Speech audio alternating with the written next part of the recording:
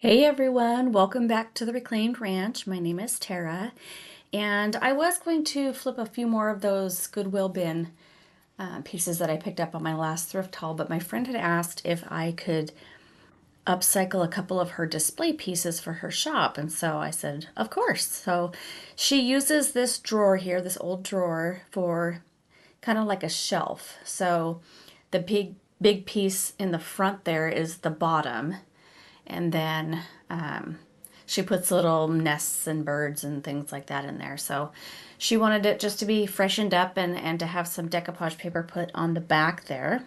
So there's some pretty good spots in here, like those two red spots that I'm just kind of covering up now that were bleeding through. So I'm using the Miss Lillian's shellac based primer, and I ended up doing two coats, but those two spots kept bleeding through, so those I used 3 or 4 coats on. And then I'm going to go over with my Fusion with Victorian lace color and do a coat of that over the top, and that kind of sealed most of it for the most part. Those two spots still wanted to come through just a tiny bit, but I'm going to be using the redesigned decoupage paper called Forest Garden. It's so gorgeous, so bright, and I don't even want to call this paper because it's more of like a fabric almost. It was such a cool thing to use. Never used one of these before. I've used rice paper, but to me this is more of like a fabric, and it went on so smooth. So I'm just cutting a piece, and I cut it to be designed to where it's going to cover those two red spots so that they won't show through. But that seemed to work out just fine. So I just cut it to the length and the width there. And then I'm going to go in with my Fusion's Transfer and Decoupage Gel, which I love because it's more of a solid than a liquid. And so I think it's just easier to work with. But yeah, these colors are just gorgeous. And so here's that gel. And I do have both of those products available on my website if you're interested in buying those. So I'm just going to do a starter strip. I'm going to put maybe about 2 inches worth of that decoupage gel on. Then I'm going to lay it down, use my hands to smooth it out. And then I'm going to just lift up and continue on down the line and just do small sections at a time. And then I'm just going to use my hand, rub from the top down to the bottom, and that's going to get all of those air bubbles and wrinkles out. I usually use my heat gun after I get this on first before sealing it, but I didn't even need to. So I'm going to go ahead and put it on, and then I'm going to apply a coat on top to seal it. Then I'm going to use my heat gun and let it dry, and then we'll trim out the pieces that are too long.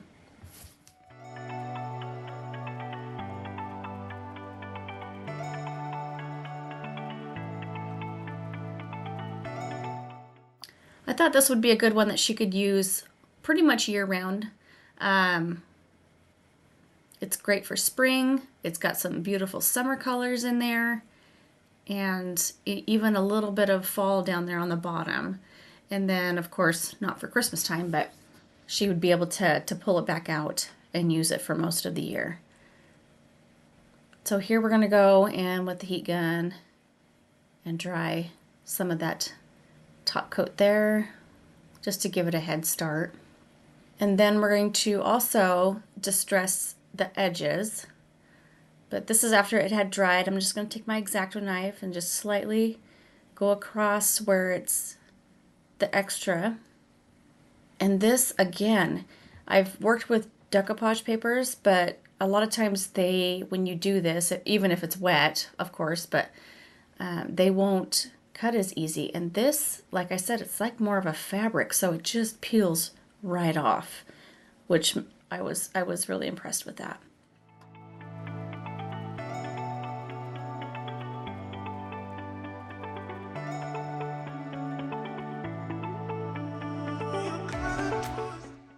As long as you can get the corner up.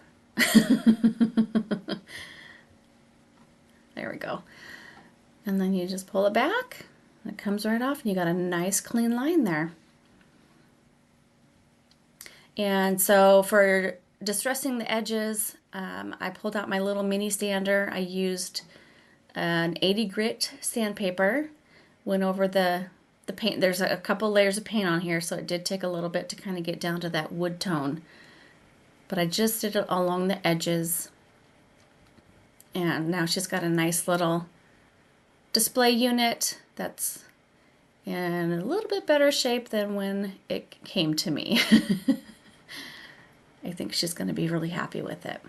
And I have a link to this little mini sander, this little finger sander, in my affiliate links. And so if you're interested in that as well, it's going to be in the description box below.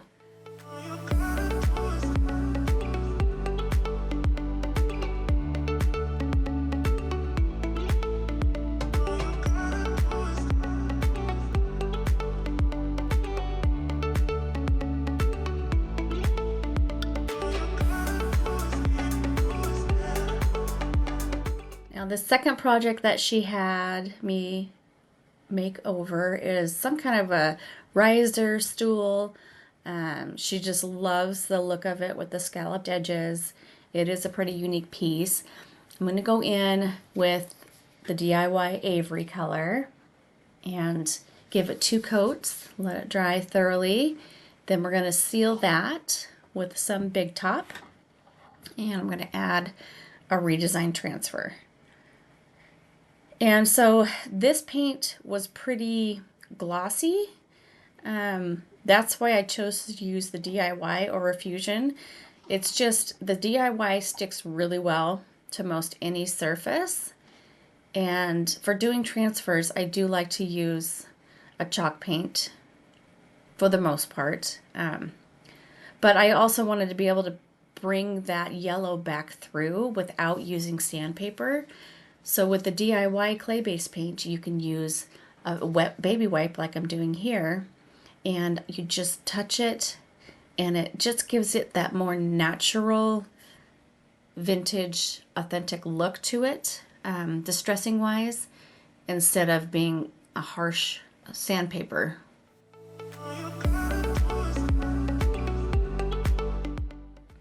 So I just keep going just around the edges. There's going to be some spots that have just a little bit more, like on the corners of the wear and around the scallop here. And I didn't seal it until after, because that would make it a lot harder to do. I'm just going to go around all the edges, bring that yellow back through. She said she uses this piece for fall mostly, so I'm trying to keep those fall colors incorporated in this piece. And so I thought the green and the yellow would be really, really pretty. And then I'm going to use a sunflower transfer from Redesign. And sunflowers can be used during summer, during fall. So I thought that would be a good idea for her. So here's the Big Top. I'm just going to go in and seal it with 1 good coat. And then I'm letting that dry overnight. And I will do the transfer in the morning. Otherwise, sometimes the transfers can stick a little too good and it can actually tear the paint up.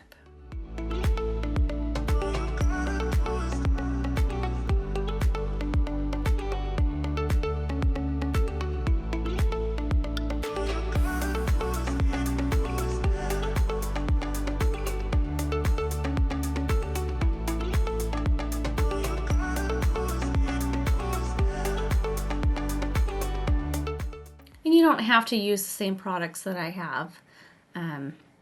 You can use a polyacrylic sealer. You can use Rust-Oleum's matte spray or satin spray. There's so many different kinds of sealers that you can use in top coats. You don't have to. And I could have used the Fusion's top coat. You can mix and match, but I like to try and keep the products within the same company together. And just because I know they work really well with each other. And with these products, the DIY, they are natural and organic, and so you want to try and make sure to put them in a different container when you're using them. Otherwise, you can contaminate container it comes in, and then that would ruin the product. So here's that sunflower design from Redesign with Prima.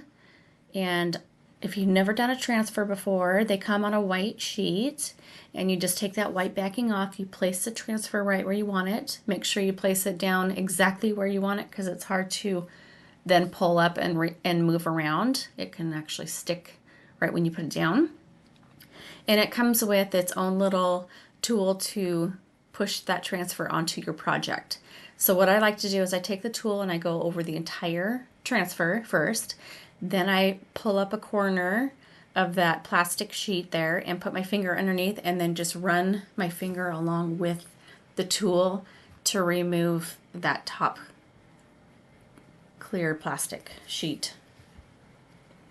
And once you're done, you want to take that clear plastic sheet and run over the transfer. It's called burnishing it, and that's going to help set it in to your project to where it will stay really well.